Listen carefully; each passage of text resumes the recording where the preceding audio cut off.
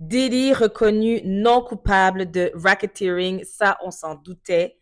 Donc, trafic sexuel et association de malfaiteurs, il est reconnu non coupable. Et ça, c'était le crime qui était passible de prison à vie. Cependant, il est reconnu coupable de trafic de personnes à des fins de prostitution. Et ça, c'est quand même passible du temps en prison. Mais soyons clairs, après mes petites recherches, la peine minimale, lorsque c'est une première infraction, c'est 6 mois. On s'entend que Diddy est en prison depuis septembre. Donc, de septembre jusqu'à aujourd'hui, il est en prison. Donc, c'est possible qu'il soit quand même libéré, étant donné qu'il a passé plus de 6 mois en prison.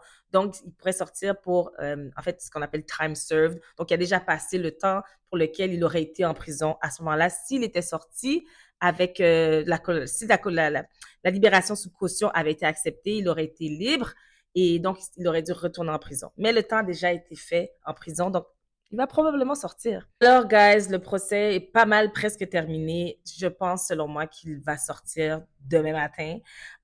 Mais en fait, la question que je me pose, puis je pense que c'est ça qui est le plus important, parce qu'ils n'ont pas été capables de prouver le RICO, mais une chose qui a été prouvée sans aucun doute, c'est que Diddy a des comportements douteux. Hmm. Mais ceci dit, pensez-vous qu'il va avoir encore une carrière? Pensez-vous que c'est quand même un homme de 55 ans? Est-ce qu'il peut relancer sa carrière? Est-ce que vous pensez que ça va avoir un impact sur sa famille, son legacy, en fait? Parce qu'une chose qu'on n'a pas vue pendant le procès, ce sont des alliés. Il n'y a personne qui est venu témoigner en faveur de Didi. Donc, pensez-vous qu'il va pouvoir relancer sa carrière? Est-ce qu'on va le voir au BET Award l'année prochaine, genre? Hein?